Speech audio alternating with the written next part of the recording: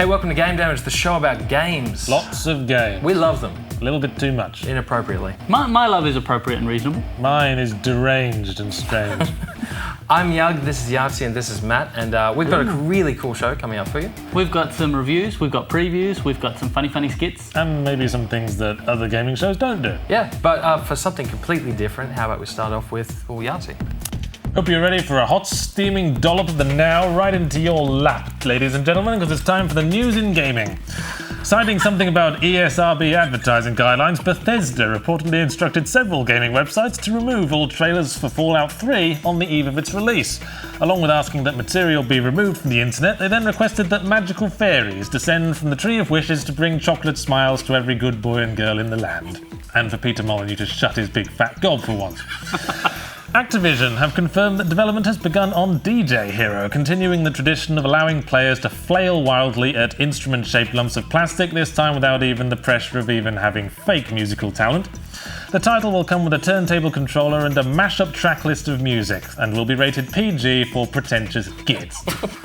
And Blizzard reports that worldwide there are now over 11 million subscribers in World of Warcraft, with a total of about 3 girlfriends between them. Any comment on that, Matt? I'm one of them. Hey. One of them with the girlfriend. You're one of the girlfriends.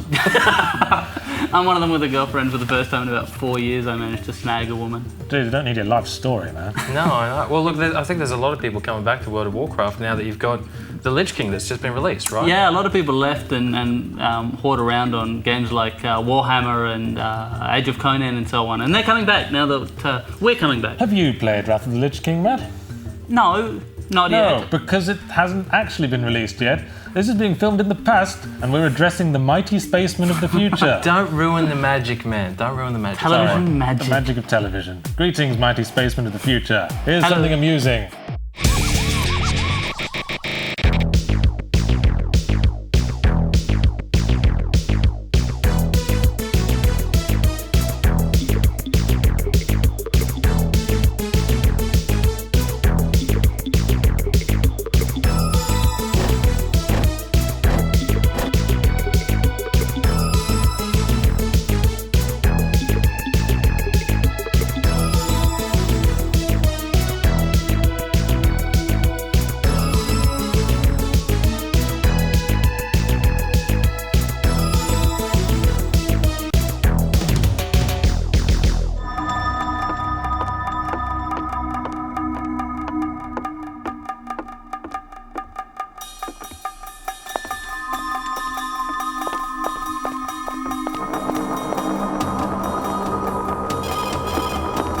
The number you have called is not connected. Please check the number and try again. The number you have called is not connected. Please check the number and try again.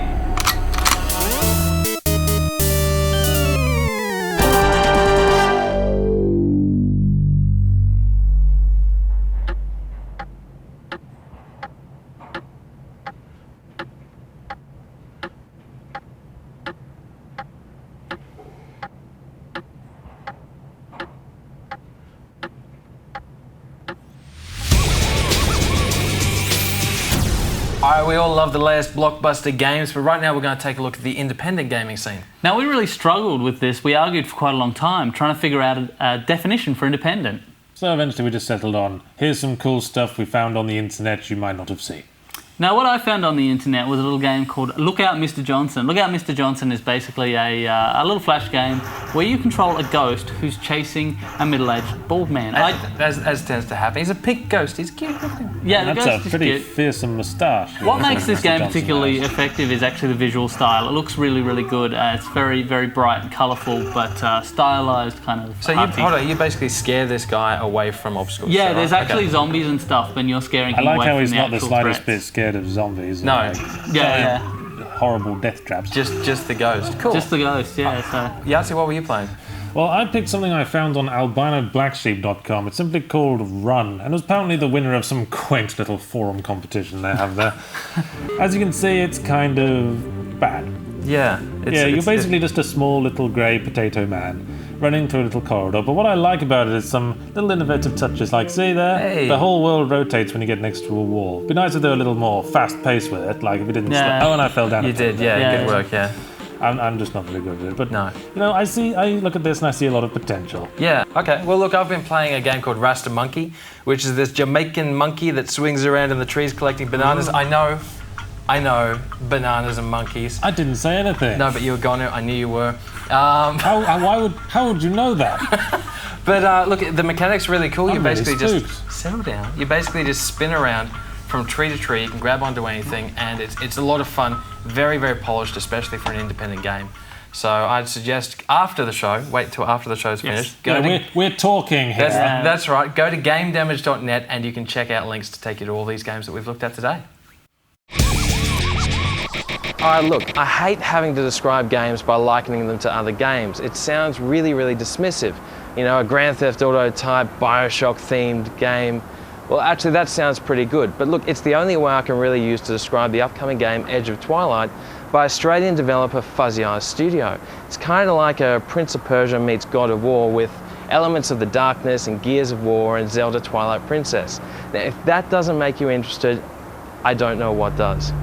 Fuzzy Eyes' previous game was an obscure fast food semi-simulator featuring girls in bikinis serving customers hot dogs. Now, I'd be surprised if that also didn't get you interested, but for entirely different reasons. Now, the fact that this is their only other game of note could be cause for concern. However, Edge of Twilight is quite a giant leap from that. Now, it's set for release on the Xbox 360 and the PlayStation 3, and so far, it's looking extremely pretty. The environments I played include a lush rainforest and a thunderstorm, now an underground subway station, and a steampunk-style building interior. Now, steampunk, that's an underused genre. Now, it's always refreshing to see all that old-school, Victorian-era copper and clockwork. God knows I'm sick of playing as a hardcore gangster or winning World War II over and over, but there's a suitably epic storyline promise where you, the protagonist, you're out to save the world, both worlds mind you, as the most important mechanic of the game is the ability to switch between day and night and the two main characters. There's this gruff trenchcoat bounty hunter and a nimble semi-naked elf-type thing. Now pretty much my only concern at the moment is the fighting mechanism. Now it's a mix of close combat and nimble acrobatic combos, and it just doesn't quite work. The damage collision's just a little bit off, leading to a couple of unsatisfactory cheap hits. The character and environment animations range between smooth and fluid to kind of stilted and fake, but of course there's plenty of time to fix these issues up. Dual worlds can work really, really well. Just check out all the Nintendo games that have used them over the years. They have the potential to be great, and I think from the levels I've played so far of Edge of Twilight, it's looking like it's on the right track. Look out for it early 2009.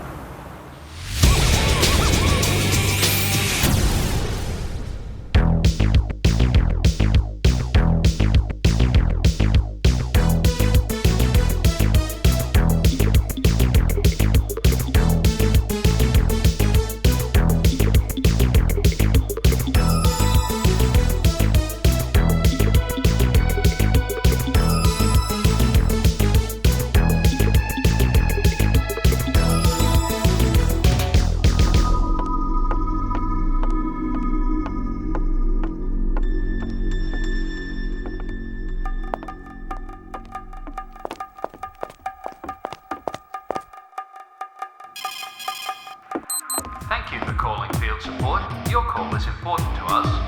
If you require support for an anti-terrorist operation, press your ear now. If you are calling about our internship program,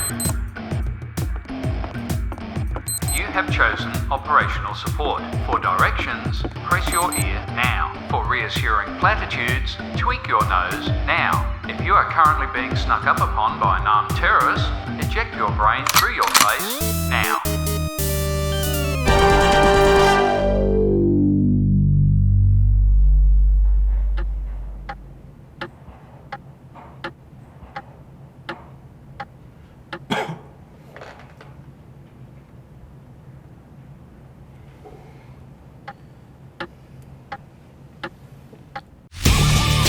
Hey, look, we've been playing a lot of games this week, as we tend to do. I mean, we are gamers, right? Well, if you want to label yourself, that's fine with me. I'm a lover, not a gamer. No, we're gamers, all right? Yes. And look, the games we've been playing this week, it's interesting. Yahtzee's been playing Fable 2. That is interesting. I think it is. Well, tell me why it's interesting. Well, it's set in a generic fantasy world, of course. You play a generic-looking small boy who gets pushed through a window and grows into a small generic-looking man because being thrown through a window is apparently good for that kind of thing. And then you run around buying clothes and doing jobs at the local blacksmiths and marrying people. But I'm kind of wondering when I'm going to start actually, killing dragons in this action RPG. But do you have to do that? I kind of thought the whole point of the game was you can do whatever you want, right? You don't have to settle down and get married. It's like a medieval sandbox. The thing is that you don't get money from monster jobs. You can only get money by doing jobs. Jobs usually means a little mini game where you have to press a button at the exact right time. So I was going to say, that sounds incredibly boring. Is there any part of that you actually like, or is this good? No. Right. There's nothing about it I like. Why the hell am I playing this game? I don't know. What have you been playing? I've been playing Midnight Club Los Angeles on the Xbox 360, the illegal underground street racing vroom stuff, cars. Vroom. Yes. That's the technical term. I don't know about cars. The only thing I like about it is the ability to paint and put all the decals? You are like decals. You're like a 14-year-old girl. No. It's actually surprisingly fun. I didn't think I'd really get into it, but that's the part of the game that I really dig. And I've been playing the actual game, the racing game, just so I can get more cars to actually design. I think you should hang your head in shame. It's okay. What have you been playing? Yeah, bro, quick. Yes, quick. I've been playing Golden Axe Beast Rider on the PlayStation 3. Now that sounds like a fun-sounding game. Well, it does. It does actually sound like a fun-sounding game. It's based on the original Golden Axe which was arcade good. game, I love which that was game. great, and Yeah. it was one of the best multiplayer games to come out. Because of that, they took out the multiplayer and anything else that might have been fun. Which is bad. Yeah, which is bad. And in fact, that's what they've ended up with. Bad. It's just bad. I'm not supposed to review games. We're here to talk about them and just chat, but no, it's just so bad. I presume you're not talking about Michael Jackson bad. No, that would be dangerous. Which is good. Michael Jackson bad is good. Okay, we're over If this you're bit. into that. All right, we'll be back right after this. I'm not, personally. Everything's about the physics these days.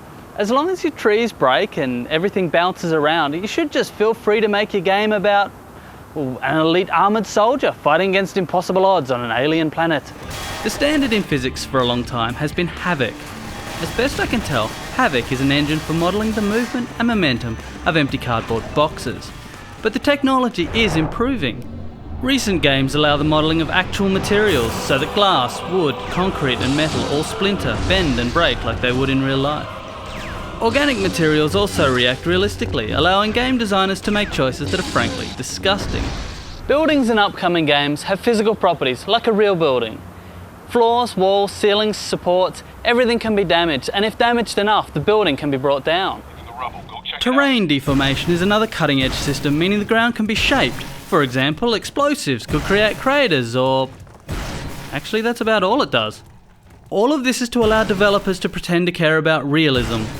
But game physics has a dark side. When compelling characters, engaging storylines and innovative gameplay are sacrificed on some altar to the god of realistic physics, something has gone horribly wrong. No problem. You can tell the good physics from the bad physics pretty easily.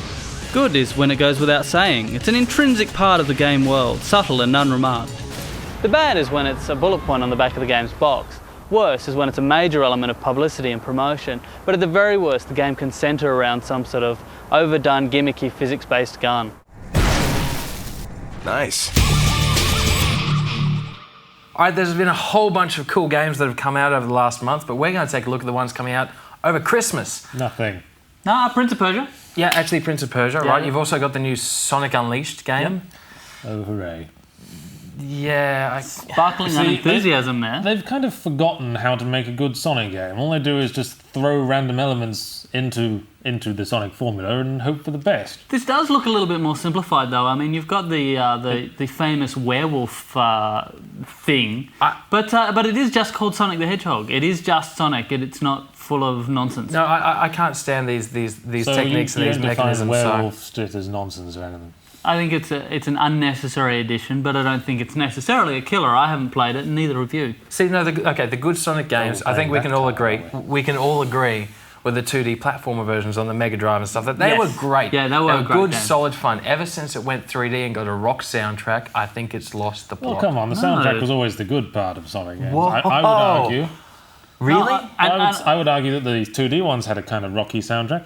And Mystic not- Cave Zone not- from Sonic not 2. Actual rock. with bad rock singers. Oh, fine. Sorry. I would also argue that they lost it when they went to 3D, because I think Sonic Adventures was one of my favourite games. Well, I know Sonic Adventures was one of my favourite games because it's my brain and I know what's in it. You don't know anything. I know what I like, Sonic... and I liked Sonic Adventures. I think it was one of the best games on the Dreamcast, and the Dreamcast is one of the best consoles ever made. Sonic just can't cope outside of 2 dimensions. He, like, explodes like someone exposed to vacuum. I really love Sonic Adventures. I thought it was a great game. And I think the reason I liked it so much is because it was so much fun. It was fast, it was runny, and while you had all those other stupid characters... Well, it was certainly runny, in the sense of... Yeah, I get it.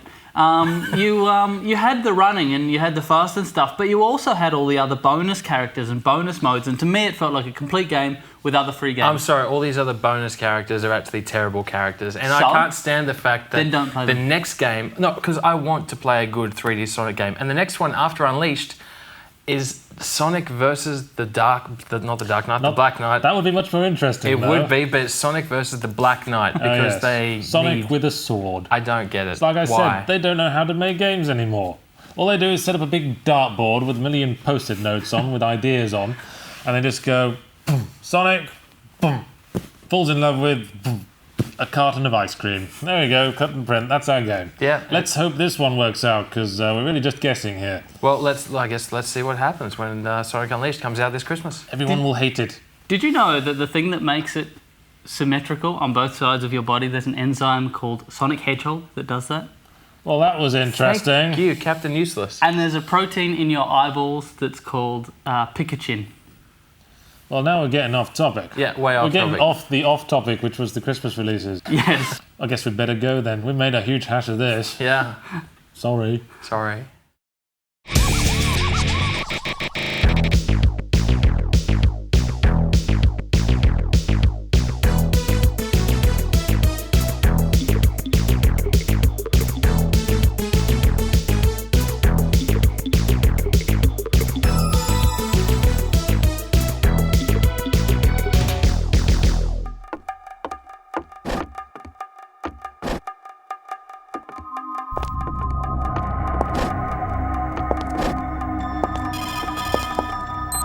What? Good day, sir. I am calling to ask if you are happy with your current vehicle insurance provider.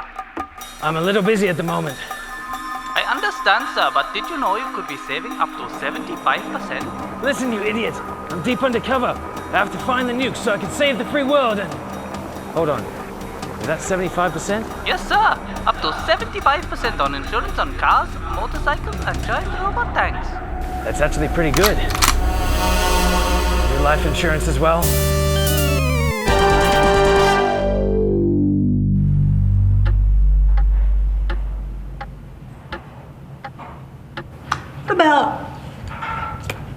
Nah.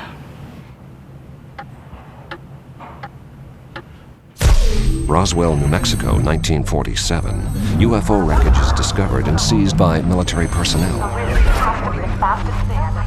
It is speculated that the alien technology recovered has been applied to modern-day innovations. To this day, the government denies any existence of alien technology. Financing available on Alienware Systems.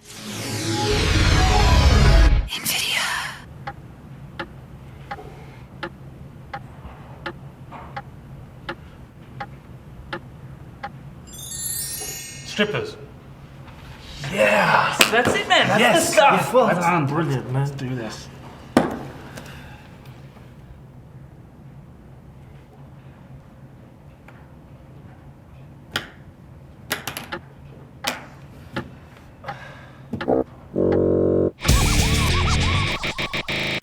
Welcome to Postcards from Nerdtown, where we play an MMO each week and let you know what happened during the week. Because I love MMO games. Yes, I'm just enthused out of my face. Now, I'm the resident World of Warcraft player here, and I was really looking forward to playing World of Warcraft for this particular thing, but no, they made me play Warhammer instead. Well, you have no right to complain about anything. I think so right too. now, man. No, I have to say the first thing I noticed is it's really, really pretty, it's very shiny, but it's just got no soul at all. I found it boring even by the standards of someone who grinds World of Warcraft.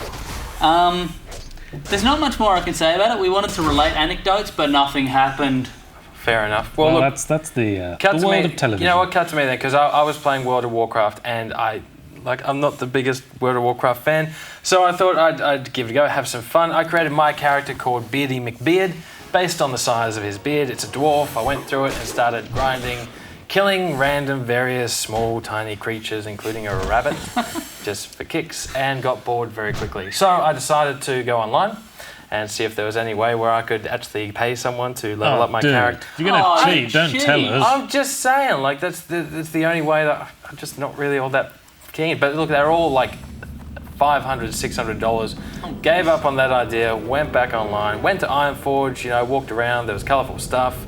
I spooned a stranger. Let's move on from that as fast as we can. Go. I was playing City of Heroes just to get away from all this swords and sorcery stuff. Went for a martial arts master with the boob slider turned all the way up and called her Jiggle Physics. That was the name I had in mind. There we are, looking at the statue in the city, and I noticed people were running past in fear. Yeah, trial account. Sorry about that. That's all right. So I figured I'd go and see what they were running from, and I found this big crowd of players killing zombies. So obviously, as a stalwart hero, I felt I should wade in and lend a hand, and that didn't work out so well. No, obviously not. No. But then the zombies all just disappeared, and I was left with these two weird players who kept sitting there quoting poetry at me for a while. It's kind of interesting. It's interesting the people you see in this sort of game, but then this random monster started attacking me, and they went off to be gallant and kill them for me, and that was the end of that. That actually looks pretty fun. It's slow though. You know, I'm sort of getting into it. Oh, he's turning. Doesn't mean I'm actually going to play any more of it until I have to. Not yet. But look, if you want to follow our adventures online, go to gamedamage.net at the end of the show and check it out. I remember when the story could be the most important part of a game, not just something you work out once you got the dismemberment physics going. Whatever happened to point-and-click adventure games? The heyday was in the late 80s and early 90s. LucasArts, of all people, were the standout company, in the time before they figured out they could just slap Star Wars on all their games and never have to work again. The emphasis on writing led to some of the best examples of it in gaming history, with games like Full Throttle, The Dig, Sam & Max Hit the Road, and the sublime Monkey Island series. And then all of a sudden, traditional adventure games just stopped. Around the mid-90s, Full 3D came along, and the only really good 3D adventure game was Grim Fandango, another LucasArts title, a creative and beautifully realised tale of death, humour and redemption which nobody bought. So what happened? How could an entire genre, one which arguably PC gaming was built on, simply drop dead at a point between 1995 and 98? Well, you might say. It was the onset of Quake and the PlayStation. Maybe the popular attitude turned more towards instant gratification action than heavy storytelling. Bollocks in a hat, I would reply. RPGs as a genre are just as verbose and yet still go strong. The thing is, while you'll hear a lot of people praising the story and dialogue of games, no one will ever praise the gameplay, because most of them just consisted of wandering around, gathering together all the arbitrary knick-knacks you could find and just rubbing them together until the story kept going.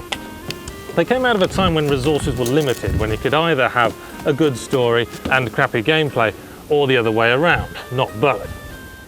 But as technology improved, that changed. Limitations fell away. You could tell an interesting story and have fun gameplay at the same time. So adventure games didn't die out, they evolved. They interbred with zombie shooters and created survival horror. They got knocked up by first-person shooters and created things like Deus Ex and System Shock 2. Action-adventure was born and remains a powerful force to this day. So don't feel sad for adventure games, listeners. They're just one of many genres that have been chopped up and fed to the increasing depth and scope of top-tier gaming. The potential for in-depth storytelling still exists. Now we just need more studios to hire actual writers, rather than chimps with ballpoints tied to their feet.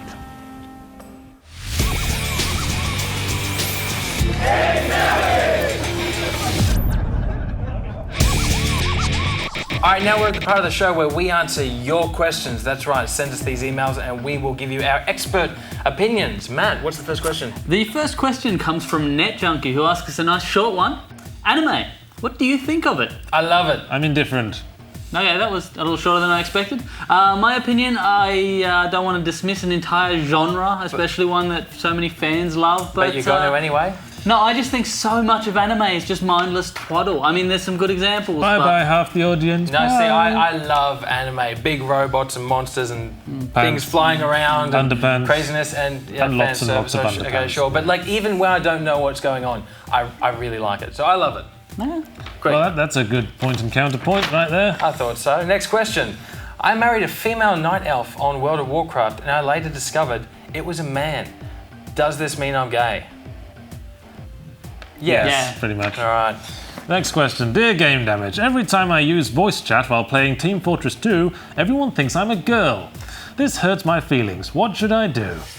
Well, How probably. about you man up before you play a real game, you little pansy? But there are other options. I mean, Yeah. you can actually get voice programs that change the actual volume level of your voice. So. Assuming you're on Xbox Live, which is a pretty fair guess because no one's on the PlayStation Network. But really, why are you playing Team Fortress 2? It's a game for grown-ups. There's lots of blood and gore and nasty things and intelligent jokes you won't get. If you want to send us any questions, email mailbag@gamedamage.net and we'll get around to answering them in the next show. I think now it's competition time. Yes, it is. Huge, massive, crazy prizes are in the next show. Yeah, maybe. When we've got huge amounts of sponsorship money behind us. But for this week, the prize is this magnificent bag of sweeties that we bought from a 7-Eleven on the way here.